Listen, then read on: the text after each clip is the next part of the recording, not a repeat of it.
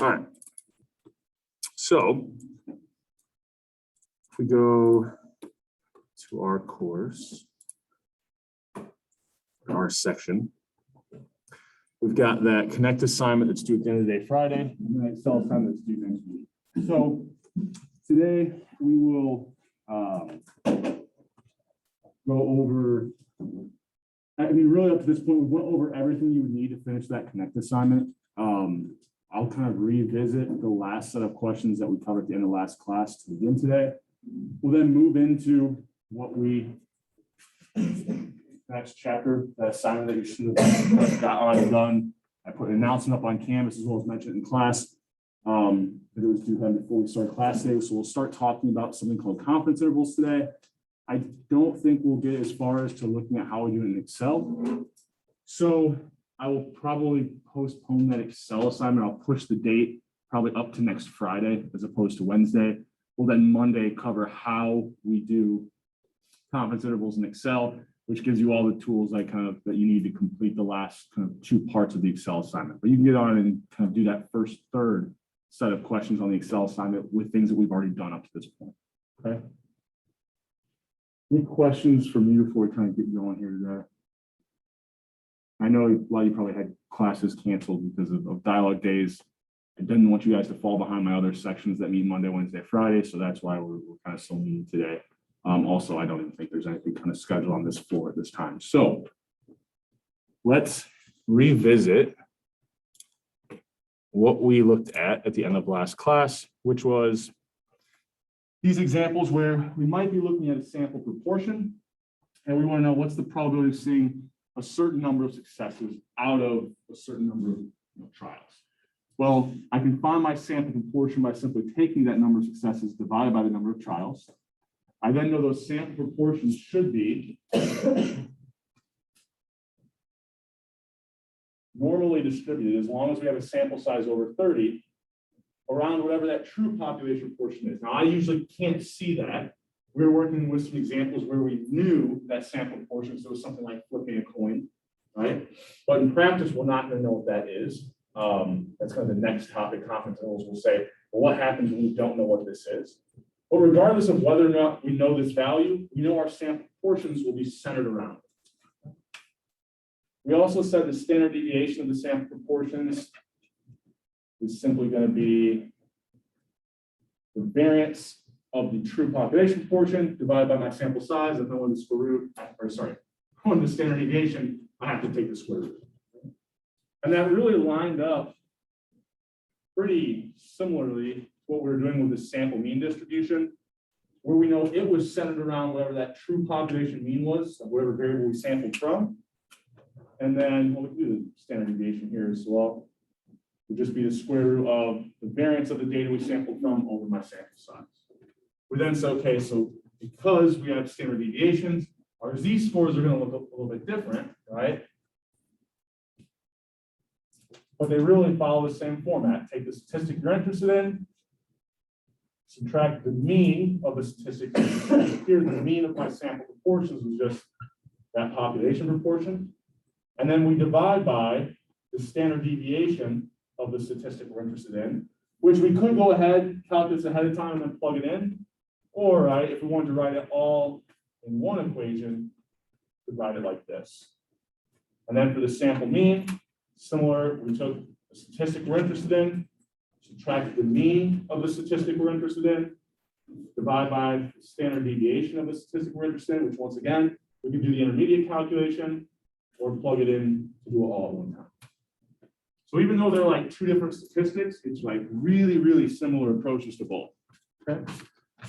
We then say, okay, if I'm interested in, where I put my slide over thing in, there it is.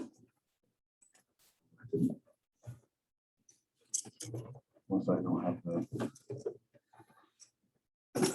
So, sorry about the delay here. So if we're interested in, the probability of seeing a certain proportion or less or greater, you can use whatever that sample proportion is, subtract the true population proportion, divide by that standard deviation of the sample proportions. Once we come up with a z-score, it looks just like what we were doing before. Look that z-score up in the table, find the area to the left, right? Once we have the area to the left, if it's something like I wanted to know the probability of being greater than a certain sample portion, we then had to subtract it from 1, right? But that's the same sort of thing that we were doing before we even started looking at the sample statistics distribution. Okay. Any questions over anything kind of here? We're going to definitely switch gears here a little bit, but just kind of refreshing our memory of like where we're at with these. Okay. So we've got these two statistics, right? And what we're really interested in, like all we have is our sample. So I can look at like in practice, we're only going to see one sample mean. I showed you last class, what happens if I take 1,000, look at the distribution. We're not usually going to have 1,000 sample means, right? Because I don't have the population data to generate all these random samples from. Usually we just have one sample and we can calculate a sample portion, or we have one sample and we're just calculating one sample mean. But just because we only have one sample mean or one sample portion, we know what the distribution will look like, right? And because of that knowledge, we can start to use that sample mean or sample portion to put like a range of values for where we know the true population mean or proportion probably lies, right? So what we're trying to do is we don't, and I'll phrase everything kind of here in terms of the mean, but everything would apply to the proportion as well. It's just so I don't have to say as many words, right, every time I'm saying this. So maybe we don't know where the population mean is. We want to predict where it is based off of our sample mean, right? Well, we know that, if you think about the average income in the US, let's say, just assume for a second that the true population mean is 50,000. Well, if I only have one sample, maybe I see 48, right? Or maybe I see 54, right? But I probably don't see something that's like 130, right? It's not likely I'm seeing a sample mean that's really far from where that true mean is. So if I just use my sample, like, and let's say I see a sample mean of 48,000, just to be safe, I'm going to add 5,000 to it and subtract 5,000 and say, this is the likely range, right? I know I should be seeing a sample mean somewhere near the true mean. So if I go out 5,000 either side and tell you, okay, with 90% confidence, the true mean is probably somewhere between 43 and 53,000. Well, that's, my actual sample mean was 48, but by creating this range of values, it's probably very likely that the true mean falls somewhere in that range. Now, if I was to say, based off my sample, the true population mean is 48,000, well, that could be wrong. I could have had a sample mean that came from somewhere over here in the distribution, right? Kind of far away. So how could I create a range of values that has a certain level of confidence, where I could say with a certain level of confidence that the true mean is within that range, right? So we're trying to make predictions. All right, we'll start to talk about, we already kind of went into some of the biases that exist, but we'll also talk about how we can narrow this range down. I think we'll get there by the end of class today. So the general setup of these confidence intervals, right, are going to be that we don't know where the true statistic lies, the population statistic. So we use our sample, and we kind of create this range of values. So the example might be something like, I want to know what the true birth weight is in the US. I have a sample of births from some specific hospital. How can I use that sample mean to create this range of values, right? Say that the true population birth weight is within, this low bound and this upper bound. So what we're going to do, I'm going to skip this slide for a second. So what we're going to do is we're going to take that sample statistic, sample mean or sample proportion, and we're going to add a certain amount to get our upper bound to it and subtract that same amount to get our lower bound. Okay? So this range is the best guess that we have of where the true population mean lies based off of only this one sample that we took. So I think what I was saying kind of back here is that we can create these ranges, right? But we can also do it for different levels of confidence. If I told you, with 90% confidence that the true average income lies somewhere in between 45 and 55,000, all right? So maybe we don't know how we do that yet, but let's assume that, we're going to get there. If I said that with 90% confidence, I can tell you the true mean is somewhere in this range. How could I tell you where that true population mean lies with 99% confidence? Well, if I just include more values so that I say the true mean is somewhere in between 40,000 and 60,000, well, maybe now I can say that with 99% confidence because I've just included more values in this range. So I should be able to say that now with a higher level of confidence, the true mean is somewhere in that new range, right? That I made that was wider. Right? So anytime you want to say something with a higher level of confidence, we just increase the number of possible values in that range. You can say it with a higher level of confidence. So how am I coming up with this lower and upper bound, right? How am I choosing what to add and subtract from that sample statistic I saw, right? Because that sample statistic is my best guess of where the population mean is or population proportion, right? But I know that it's probably a little bit off from what the true population mean or population proportion is. So I created this range. So how are we going to choose W? So we know that the sample means are normally distributed. Okay? So I'm going to try, I think, to draw this. I've got a slide, but I think I can do a slightly better job by piecing it together. So these erasers are made for this board. All right. These colors show a little bit better. Let's see that. There we go.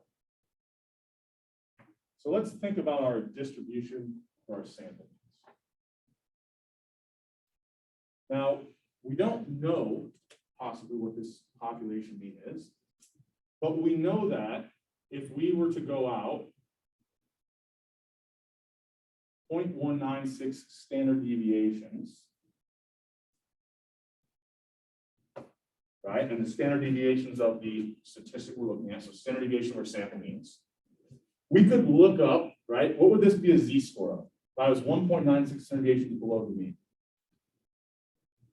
Z-score of. So what's the definition of a z-score? It represents, no one has any idea? Yeah. Deviation from the mean. Yeah, it's the number of standard deviations away from the mean we are, right? If you really didn't know that, if you didn't want to speak up, that's fine, but if you don't know that, you should at this point. Right? We've kind of been dealing with these z-scores. I made sure to hammer that definition home because it becomes really important as we start to progress through these topics. So this would be a z-score of negative 1.96. So I could look up negative 1.96 on that standard normal table, and it's going to tell me the probability of seeing something 1.96 standard deviations below the mean is 0.025, which, because it's a symmetric distribution, that should mean that being 1.96 standard deviations above the mean or higher, that area is also 0.025. Okay? So we have, in a way, we're guaranteed with 95% certainty that if we just take one sample, there's a 95% chance that we see a sample mean somewhere in between 1.96 standard deviations above and below that population mean. Okay? Even if we don't know what that population mean is, with 95% certainty, we'll see a sample mean somewhere in this range. Okay? Is everybody kind of with me on that? Any questions on that before I keep moving? I want to make sure we have a really good understanding of confidence intervals because it really helps out with hypothesis testing, which is the next topic. If you don't have a good fundamental understanding from the base, it's going to be getting trickier and trickier. So we're okay with this? No questions? So if I see let's say I take a sample and I see a sample mean value that's like right here. Okay? So I can tell here it's less than 1.96 standard deviations away from the mean, right? If this is 1.96 standard deviations, this is something that's less than that. So if I build a confidence interval around that sample mean, where I go 1.96 standard deviations below that sample mean value and 1.96 standard deviations above that sample mean value, well, for any value in this range, it was less than 1.96 standard deviations away. So when I add 1.96 standard deviations, it's going to go past whatever that true population mean is. Because for any value here, these sample means are less than 1.96 standard deviations away. So when I build that upper bound by adding 1.96 standard deviations, I know the upper bound will be past that population mean, and my range of values in this confidence interval will include what that true population mean is. Same kind of idea would apply if I see a sample mean somewhere in this range, right? So let's say I take a sample and I see this is my sample. Well, it's less than 1.96 standard deviations above the mean. So if I create my confidence interval in the same way as I did here, where I go 1.96 standard deviations above and below, well, if I'm less than 1.96 standard deviations, so let's say I'm 1 standard deviation above, when I subtract 1.9 standard deviations, I know that I'll be at a value that's less than that true population mean. So that for any value in this range, I'm guaranteeing my confidence interval would also include that true population mean. Okay? Now, the problem arises if I were to see something out here, right? Because this sample mean is going to be more than 1.96 standard deviations above the true mean. So if I create my confidence interval here by going back, right, subtracting 1.96 standard deviations, well, if I'm 3 standard deviations above and I subtract 1.96, my lower bound won't have kind of went back past that true population. So for any sample mean I see that's more than 1.96 standard deviations, either above or below, my confidence intervals wouldn't include that true population mean, right? That lower or upper bound kind of wouldn't surpass that true population value, so that it would then be included in my confidence interval.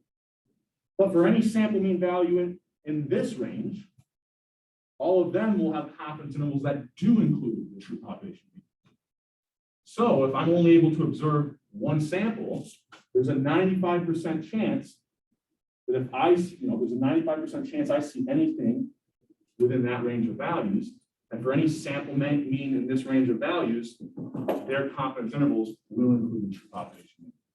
So this is an example where we would say, if I built a confidence interval around the sample mean that I found, there's a 95% chance that my confidence interval includes the true population mean, which still means there's a 5% chance it doesn't, right? I could have just been unlucky, and the one sample I had was just a very unlikely sample mean for me to see, and my confidence interval actually isn't including that true population mean. Right, 95% certainty is pretty good, right? I mean, we can say things with higher levels, but even 95, it's pretty high amount of confidence. Right? So it's kind of what I walked through on the board is what's in this next slide or two, right? We know based off of that standard normal distribution that for me to see something, a certain number of standard deviations above or below the mean, we can figure out what the probability of that is. In this case, I wanted something 1.96 standard deviations above or below, which I know the probability of seeing something 1.96 standard deviations below or even further from the mean, using that standard normal table is 0.025. But I could look up different values as well. If I didn't want to kind of look up this 95% confidence level, I could have looked up the 90% as well. And we'll walk through that in just a second. But in this example, right, we've got 95% certainty our confidence interval will include that true population mean. We kind of looked at that visual and said, oops, there we are. Right? I could find these sample means that are kind of within this blue range, right? So there's a 95% chance I see something within this blue range. And that for any value in that blue range, when I build my confidence intervals, notice that true population mean is included in that range of values. However, there's a 5% chance that I see something in this red area, or kind of further out in the tails. And then when I build my confidence interval, it doesn't quite include that true population mean in the range of values. Right? Any questions kind of here? No. So the next thing that we'll kind of talk about how we can identify different levels of confidence. So maybe I want to say something with 90, maybe 95 or 99% confidence. What changes when I want to say something with a different level of confidence? Well, I kind of already alluded to, we need to make our range of values wider, but exactly, what numbers do I choose to do that? So what we're going to do is rely on this thing that we're going to start calling alpha, right? So alpha essentially represents this red area, right?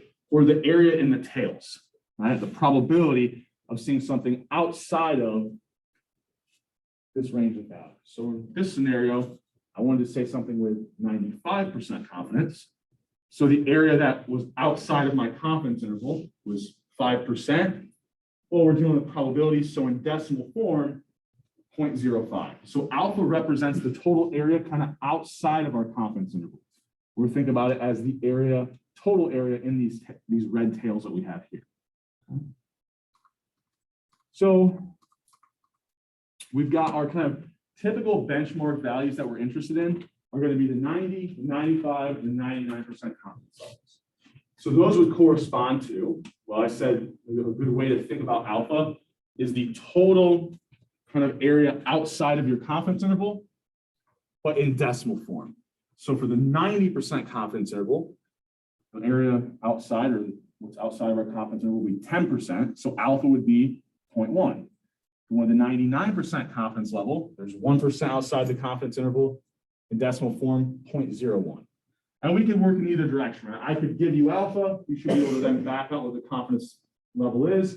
I can give you the confidence level. You could then determine what alpha is. Right? Is this clear? Are there any questions on this? Like I said, the easiest way to think about alpha is just representing the percent that's outside of your confidence interval, but in decimal form. So if I have the 90, if I have the 85% confidence level, what would my alpha be? Yeah, 15%. So alpha would be 0.15, right? So just remembering that it's always kind of in decimal form there, or it's representing a probability. We can kind of go back and forth between probabilities and percentages, right? We're just moving that decimal point two places. So let's think about this, right? If I want to say something with 90% confidence, my alpha value would be up here 0.1. So that's the total area in my tails, right? So what I'm wanting to do is figure out how many standard deviations away do I need to go when I'm building my confidence interval to ensure that there's a 90% chance that that confidence interval is going to include the true population mean. Well, if the area total in the tails is alpha, there's going to be, I'll try to write my twos a little bit better here so they don't also look like alphas. There's going to be alpha over 2 in each tail, right? It's a symmetric distribution. So if I'm going to go out the same number of standard deviations, here we can kind of think about my standard normal distribution. If I'm going out a certain number of standard deviations, but the same number just in the opposite directions, I know that these areas have to be the same because it's a symmetric distribution. So my alpha in my example is 0.1. So the area in each tail is 0.05.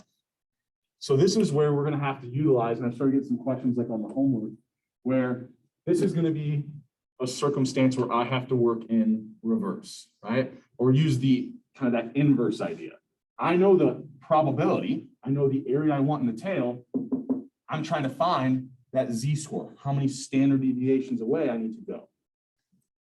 So I go to my table, I look up 0.05, and in between these two values, negative 1.6, 4, and negative 1.65, right?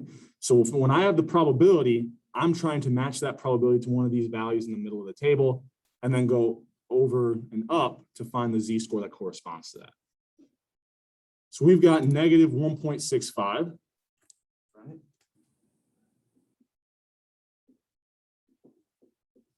That's the number of standard deviations I need to add and subtract from my sample mean to create my upper and lower bound of my confidence interval.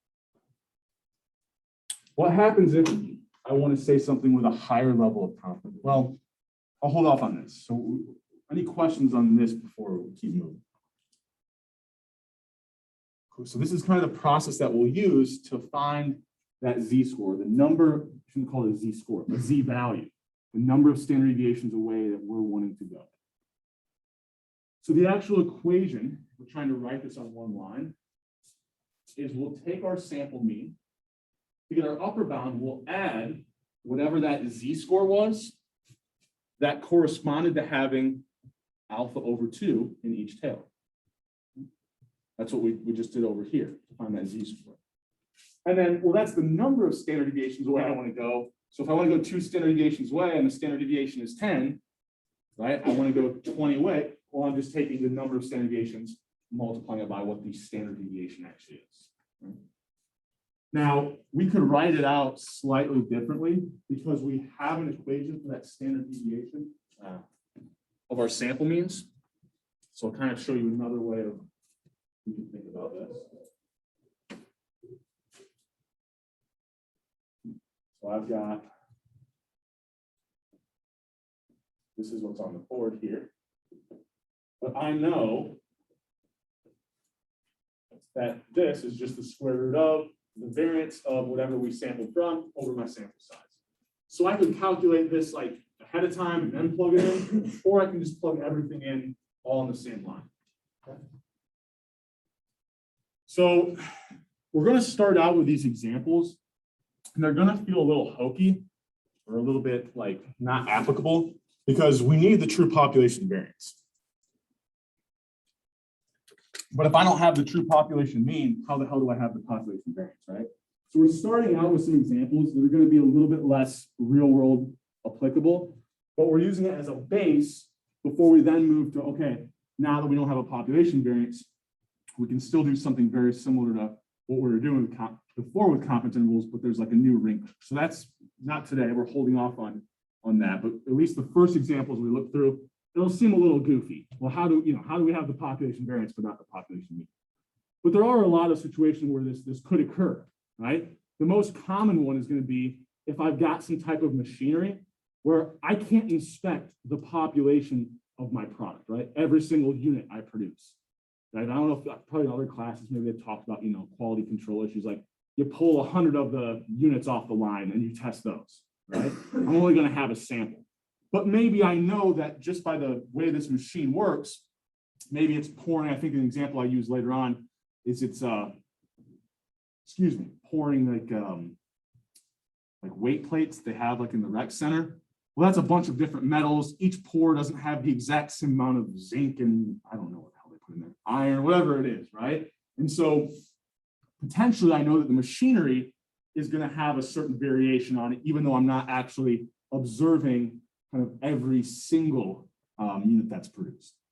But that's kind of where we're starting. Like we somehow have this known population mean, but all we can observe is just sample data. Right? Another situation where this actually is applicable is like sometimes like the government has the population data and they might not put out certain statistics, but maybe you somehow find that, they put out that the variation of the population variance in income is X, right? They won't tell you what the average income is. And so maybe, you're trying to take a sample to figure out where that's at, but you've got this reported variance now. So that's kind of the scenario where we're starting. Right. So let's think about as we're building these confidence intervals, right? What's some things that are going to change, right? The width of those confidence intervals. Well, the first one is, so we're using that guy over here. It's a little, I don't know why all my markers are dying. Let me make sure you guys can see this here. Because I'm going to be referencing it a lot. So there we go. Let's say we use the form of the equation where we kind of have it all written on one line. What's going to happen if I want to say something with a higher level of confidence? So over there, I think what I was doing with the 90% confidence level, we found that z-score was 1.65. But what if I wanted to go up to the 99% confidence level? There, my alpha would be what? 0.005 or 0.01. So you're thinking ahead, right? Alpha is 0.01, but the area I look up in the table, right? Because I have two, alpha is the total area in the tails, but I got two tails. So I'm going to look up 0.005. Intuitively, what's going to happen to the z-score that I find? If I'm going from an area of 0.05 to 0.005, my z-score is going to be bigger, right? And we say bigger, we don't say greater or less, because if we're dealing with negative values, right, we're just thinking about it's going to be larger in absolute value, right? It's going to be greater in magnitude, right? Because if I want a smaller area in the tails, right? Maybe I just want 0.005. Well, that's going to have to be a larger and absolute value z-score.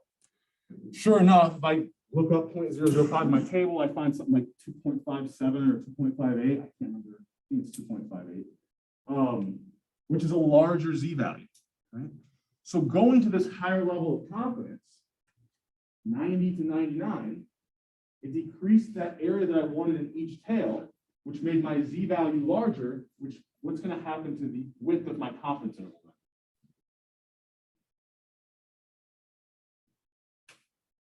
Guys, right? We just said that z-value gets larger in absolute value. So this component, the thing we're adding and subtracting to that sample mean, will also get larger, right? So I'm adding and subtracting a larger value, my confidence interval will be wider. So one thing to kind of point out here, maybe you get tripped up like this.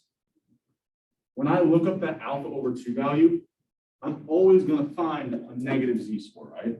Because these alphas we're using are like 0.01, 0.05, and 0.1. So we're always going to be looking at that left side of the distribution. But whatever z-score that is, it always has its counterpart on the right side of the distribution.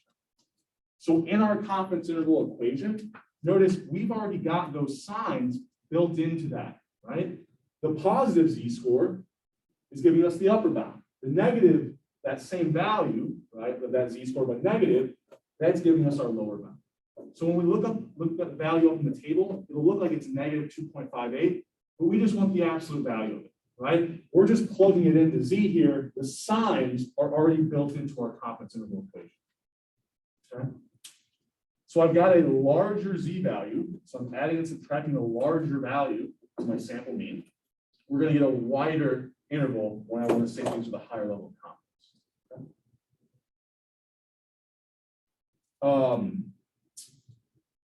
What do I want to say here? Oh, so one thing I want to point out is, and I will call it this, and it's not technically correct. Just don't tell anybody in the stats department, but just for the sake of having something that's easier to reference. This thing that we're adding and subtracting to our sample statistic, I'll call it the margin of error. Technically, we're only supposed to call it that when we're dealing with proportions, but it gives us a nice name to just call this thing that we're adding and subtracting to our sample statistic. So a higher z value makes that margin of error larger, adding and subtracting a larger value, widens our interval, which lines up with what I was saying earlier, right? If I want to say something with a higher level of confidence, going from 90 to 99, I just include a wider range of possible values. Well, that is what we're doing. It just kind of happens through these mechanisms of, we know that we're looking at that standard normal distribution. We know that if we want a smaller kind of area in the tail there, we have to use a larger z-score. And then because we have that larger z-score, we end up adding and subtracting a larger amount to our sample statistic, and our interval gets wider, right? So the general intuition is very easy to get from A to B. It's just there's all these mechanisms in between that are kind of resulting in that. I think the other thing, so I have here larger alpha. I think what we actually did, we worked in the reverse order, right? We went from alpha of 0.1 to an alpha of 0.01. And the example I was kind of doing up here before. But we work in reverse, right? If you want to do a larger alpha, that means you're just going to a larger area in the tail, your z-score is going to get smaller, and you'll get kind of this narrower interval. What are the other things that could change in that confidence interval equation? What happens if my sample mean changes? What's that going to do to my confidence interval? That one should be easy. Well, the width of it won't change, right? But it'll shift my confidence interval. That's all it'll do. It won't change the kind of size of it. Right? What about if the original variance on the data I'm sampling from goes up? So remember, this guy here was representing the standard deviation of our sample means. The one thing we had talked about was taking a greater sample makes that distribution more peaked, right? Because it drives down that standard deviation. I'm sorry, I can start talking about the next one.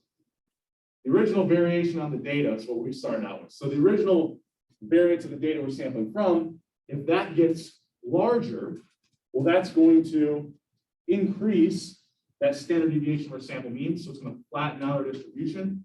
And it's going to be more likely that we see sample mean values that are further from the mean, right? So in a way that kind of makes them less reliable. So we're going to have to create wider confidence intervals. What we can see here, the way that it operates through the equations, a greater original variance in the data we sampled from increases the standard deviation of our sample means. So our margin of error also increases. So we're adding and subtracting a larger value that just widens that confidence interval. Okay. What if, this is the one I started to kind of conflate it with, what if we took a larger sample? So if I take a larger sample size, what's going to happen to the standard deviation of my sample means? I think I already said it. It drives it down. It makes that distribution more peaked, right? So if that standard deviation of my sample means goes down, then even if I'm going the same number of standard deviations away, right? Maybe that z-score I'm using is still 1.96 standard deviations away. But if the standard deviation is smaller, that's going to mean I'm going a smaller distance away from that sample statistic. So by taking a higher sample size, right, a higher denominator here is going to decrease this, which represents the standard deviation of my sample means. If that goes down, my margin of error is smaller, and adding and subtracting a smaller value, I'm going to end up with a narrower, kind of smaller interval. So that's good, right? Remember, what we're trying to do with these confidence intervals is create a range of values where we're saying, like, with 90% confidence, it's in between these two values.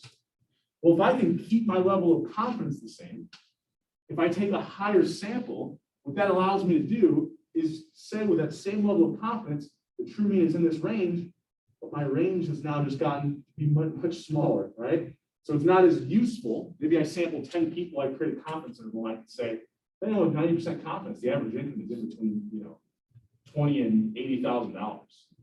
Okay, well, that's great. You can tell me that, but it doesn't help me out when I'm trying to actually make decisions moving forward.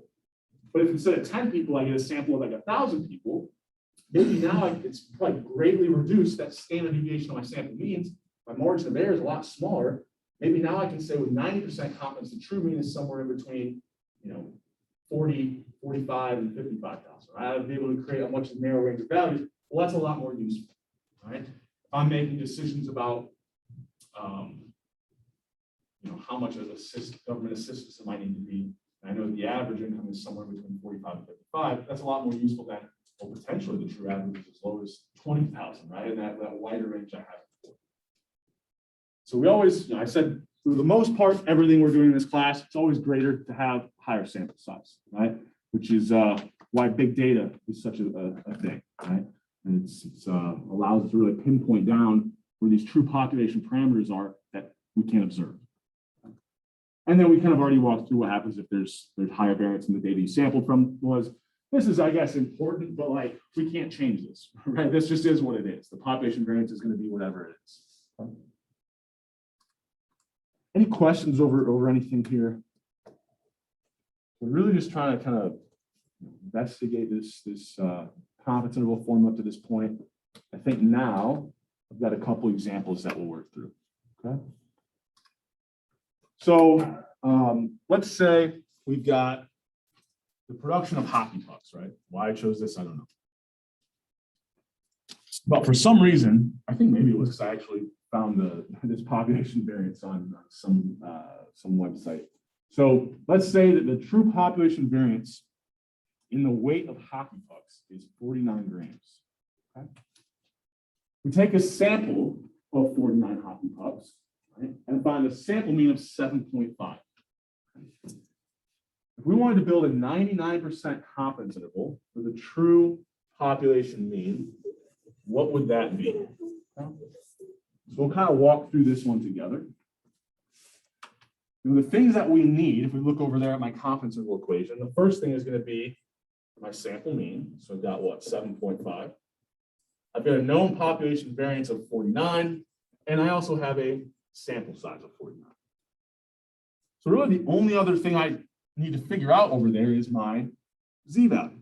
Excuse me, the number of standard deviations away I need to go to build this confidence interval. So here, without the 99% level, what's my alpha value going to be?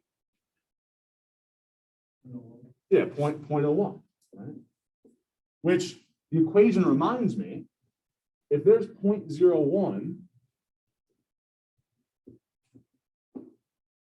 total in the tails, well, then when I'm looking up these Z values, I need to remember, oh yeah, there's half of alpha in each tail. So I basically want 0.005 in each of my tails. What Z score kind of corresponds to that? So I go to my standard normal table. I've got that probability. I need to try to match it up to a value in the middle of this table because those are what represents probability. So I keep going down here, 0.0052, 0.0051. So it's somewhere in between these two, right? So negative 2.57 and negative 2.58. Kind of said in the past, the practice that we'll use is if we're in between two values, we'll use the kind of greater of the two, right? So we're wanting to go 2.58 standard deviations above and below whatever sample mean we found to create that lower and upper bound. So at this point, it's just a matter of plugging in the values, right? I've got my sample mean, what, 7.5? I got that Z value. Now it gets a little tricky here. We haven't worked through a lot of these yet. But remember, when I look it up in the table, I found the negative value. The signs are kind of already built into that confidence interval equation. So I just plug in for Z 2.58. That was the Z value that gave me alpha over 2 in each tail or on each side of my confidence interval. I then plug in my population variance, my sample size of 49. I kind of had an easy one here because if you wanted to calculate ahead of time that standard deviation of your sample mean, which is kind of what that second component on the margin of error reflected. This is just going to be the square root of 49 over 49. So I just had a standard deviation of 1. So that makes my life a little bit easier to think about. So look at the Z-score, we found the intermediate value. Now it's the matter of plugging everything in. I thought I had, oh, sorry, these are the general steps, all right? These are all the values that we just had. Plug them into the equation, and I end up with a lower bound of 4.9 and upper bound of 10.08. So based off of this, I can with 99% certainty say that the true mean of whatever this production company is producing these hockey pucks is somewhere in between 5 and 10 grams. Right? Seems like a pretty wide range here, but we didn't have a very high sampling. 49 is not the biggest sample size, right? There's a pretty large variance on the production process relative to like what that mean was.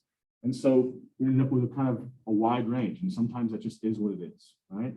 What are some ways that we could fix this? Well, maybe we take a higher sample, right? Go out instead of 49, maybe we try to sample a few more hockey pucks, right? That's going to kind of make the interval a little bit smaller. Or I could change the level of confidence I want to say this with. Instead of 99, maybe I only want to say it with 90% confidence what the true population mean is. By doing that, that drives down, or sorry, it increases alpha, which drives down the Z value we need, which then kind of makes my interval a little bit smaller as well. Okay. So there's some of the things I could do to change it, but here, if we worked it out the way it is, we've got this range of values goes from 5 to 10. Questions on that? Or like, what if something, you know, what if things were a little bit different, or yeah. Can you say again where you got the 2.58? Mm-hmm. So what we were trying to do was create a range of values such that we know that there's a X%, in this case, there's a 99% chance we would have a sample mean that after creating our interval, it included the true population mean. So we know that if we go a certain number of standard deviations above and below that mean, right, we're guaranteed a certain probability of seeing a sample mean in that range. So this was like when we said, you know, if I go 1 standard deviation above and below, I always know there's 68% chance I see something in between one. So here we're just trying to, instead of choosing like 1, 2, or 3 standard deviations, we're trying to actually pick out benchmark probabilities, right? So we want the probability of seeing something in between X number of standard deviations above and below to be 0.99, right? The 99% confidence level. So that would mean there's 0.99 in between whatever this Z value is, we don't know yet. That means the probability of seeing something outside that range was what's remaining, 0.01 or alpha. Well, there's two tails, so we've got half of alpha in each tail. So the area that I want in each of these tails is 0.005. Well, I can find the Z-score that corresponds to that by working backwards, which is what we did when we went to the Z table. We found the area that we wanted in the tail, which was 0.005, it was in between these. The Z-score that corresponds to that is negative 2.57, and negative 2.58. So we're doing confidence intervals. We don't know the Z value, but we know the area that we want in that tail. So we have to do that inverse process. Any other questions? All right. Good with that? Okay, so I think here I've got this one labeled as an iClicker, but oh, no, I don't. So let's work through another example. Okay? Let's say I have this infant gestation variable, and I've got a known population variance. Right? How we know this population variance, not exactly sure. Right? But we're just working through these examples to set us up before we make this a little bit harder next week. Okay? So I see a sample mean of what? The average length of the pregnancy or the gestation that I see is 38 weeks. Population variance is 9. My sample size is 81. I'm just writing down the things that the problem's telling me. What's my alpha here? Yeah, 0.05. Remember, the easiest way to remember what alpha is the percent outside of my interval in decimal form. So 95%, and what percent is remaining? Just 5. In decimal form, 0.05. Now, if we had that confidence interval equation, it kind of reminds me, okay, yeah, that's great that you know alpha, but the Z-score, or the Z value that you need to use, or the number of standard deviations away that you need to go, is whatever kind of gives you half of alpha on each side. Remember, alpha is the total area of the whole. So here, I would actually be looking up the Z-score that gives me 0.025 in the tail. Okay. So if I do that, I'm going to have you guys help me or just stand here in silence and then be awkward, right? But if you have a table in front of you, right? If I look up 0.025 as the probability I want, what Z-score do I get? Yeah, so I go in the middle of that table. There actually, this is one where I exactly can find 0.025. Right? So I see 0.025, I go over, I see negative 1.9, I go up, I see 0.06, so negative 1.96. But we said the Z-score that we're using, we're going to ignore the negative sign. It's already built into our confidence interval equation. So 1.96. At this point, we can calculate an intermediate step, which is the standard deviation of our sample means. So what, the square root of 9 over 81, which I believe is what, a third? No. Yeah. Yep. So here, I think sometimes it's helpful to calculate this intermediate step ahead of time, because it's kind of showing you like, well, the standard deviation on this distribution is pretty small. It's only a third, right? So even if you're going out almost 2 standard deviations, that's not going to be very wide. Yeah. So square root of that. Yeah. Yep. So now we've got everything we need. Just plug into that equation. Add our margin of error, right, to get our upper bound. Subtract our margin of error to get that lower bound. So if we look at these values, is there anything I want to say about these? So I don't think in this example you can't do this, but one thing that we can start to maybe rule out some possible answers is our confidence interval. Not only should it always include the sample mean, but the sample mean should be smack dab in the middle of it. So in this case, it looks like it is in the middle of all of those, but if it wasn't, right? We could actually rule that out. So we go through, we identified piece of information that we were given. We looked up that z-score. We transformed that into a standard deviation, right, of our sample means. And that's just a matter of plugging everything in. Now, kind of notice here, I couldn't do it all at one time. I could like write this all into one step. And we said that sometimes that standard deviation of our sample means is represented a little bit differently. So even though we had this here, that's really the same thing as saying standard deviation of my square root of my sample size. So I'm trying to write it in multiple ways so we get to use the same, like it can be written in several different ways. It just kind of matters what components we have. Because we were given the population variance here, probably a little bit easier to use this guy. If I had been told the population standard deviation, probably a little bit easier to use that. So if we go ahead and do that, we get that the average pregnancy is somewhere between what, 37.3 weeks, 38.6 weeks. So, we've narrowed it down to a pretty small range, like within a week, right? That's pretty good. We had a bit higher of a sample size. Our variance was a little bit kind of lower here. And so because of those things, we ended up with a pretty narrow interval or small interval, if you want to say it that way. Any questions over this one? I'm doing some of the work on the board, pointing to things on the slide. So if there's anything that kind of, well, where did that come from? Make sure you, yeah. Where did that 1.96 come from? Yeah, so that was when we looked up that Z value. So I didn't show you how to look that up. Hopefully, we're getting comfortable doing that, all right? So that was where I said, oh, I think I maybe already erased it, but, or no, it's over there, right? Yeah, so our alpha was 0.05. So we said that meant that half of alpha was in each tail. So here we have 0.025 in each tail. So we know the probability that we want, or we know the area in the tail. So that was when we went to the standard normal table, try to match that up to the probabilities here in the middle. So 0.025, exactly right here. I go over negative 1.96. Yep. Yeah, so as we work through more and more of these examples, there may be situations or certain examples where I don't always pull up that table and I ask you guys to do it that time. They wouldn't always rely on someone else to do it. I would try to do it on your own too, so you're getting kind of practice looking it up. And it becomes, if I'm just going through the table every single time, it kind of slows us up, kind of working through some of the future topics. But I'll try to go to it as often as possible. Any other questions?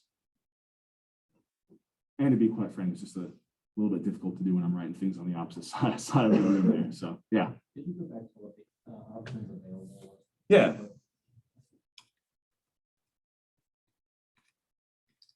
Maybe. There you go. I think it should match up with A, right? 37.35. Fair. Yeah. Yep. I just want to see, because theoretically it should always be an equal distance on the interval numbers from the mean. So I wasn't sure if we just have made a number using the intervals. No, right. This is equal distance from. How many other options? Oh. Yeah. So if you could narrow it down. Yeah, I don't think I was nice in this one, right? It looks like this one maybe, but I'm pretty sure it's probably just from rounding, right? 38 looks like it's in the middle of all the other ranges. Yeah, so this one wouldn't have been very kind of me to ask you guys to answer this one. There's nothing you can rule out here. Now, what if what if one of them had been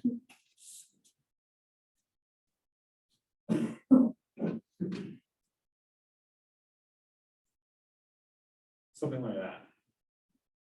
Right away, you can rule that out because, yeah, your sample mean is in that range, it's in that confidence interval, but it's not exactly in the middle, right? It's a hell of a lot closer to that lower bound than it is to the upper bound. We should be, remember, what are we doing? This was like how I originally started out saying we're adding and subtracting the same value of W to that sample statistic. So it should be smack dab in the middle, right? Or be the median of that range of values if you want to think about it that way as well. Any other questions? All right. So we're through this one. So I'll set this one up. I was going to use it for iQuickers, but we're at dialogue days. I probably shouldn't technically. Well, there's a lot. I'll reward. I didn't even have it set up. We're going to be done here a little bit early, so we're going to work through this one. If you want to kind of start working on it, and then by the time I get the iClicker set up, I'll kind of get you recorded. What I'll probably do, since like I said, I know that I don't think there's any sessions going on right now, but just in case people have been running around today, I will, I don't know, give everybody, what do I want to do? I want to say something before I think through it. I do that way too much in my life. So I'll give everybody basically like 2 points of extra credit on the iClickers, so you could get 2 other questions wrong the rest of the semester, and then these ones will kind of replace those points. Right? So let me go back for a second. I'll get this pulled up. I'll let you guys work on it. We'll then talk about it. I'll point some things out, and if we probably be out of here in the next kind of 5 minutes once. Oh, I already got this running. Once we get this going. So restart this, so make sure that the reef, if anyone's using a reef, that it'll include it. We're section 5. Start the new session. Okay, so this is kind of our setup, right? We go over to the rec center, right? I grab 35 over there, 45-pound weight plates. I weigh them all out, and I find a sample mean of 46.5, okay? Somehow I contact the manufacturer, and they tell me that the population variance on their machinery is 25 pounds. So I've got my population variance, my sample mean, my sample size, and I want to find a confidence interval that corresponds to an alpha of 0.1, which would be what level of confidence? Be careful, right? Remember, it's in decimal form, so if it was 99, it'd be 0.01. If it's just an alpha of 0.1, that's our 90% confidence interval, okay?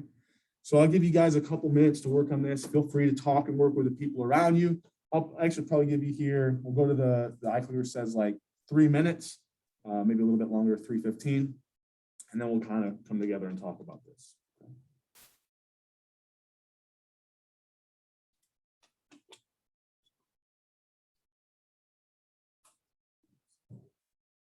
And you'll only get the 2 points of extra credit if you get it correct. Okay.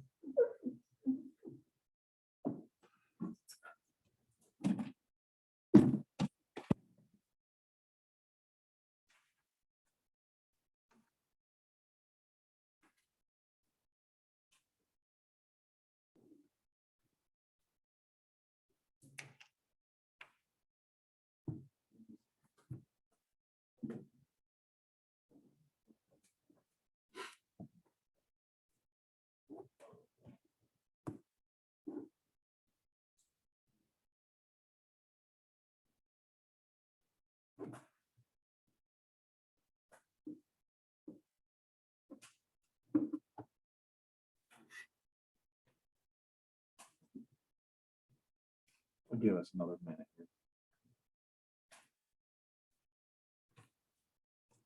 you've got your population variance, the sample mean, your sample size. The only other component you need for that confidence interval equation that's up there on the left-hand side of the board is to find that Z value. It's going to give you your desired alpha over 2 in each tail, or kind of on each side of your confidence interval.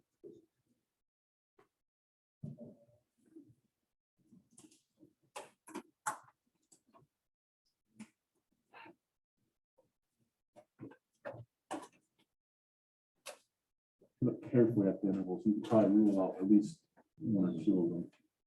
I think 2 of them.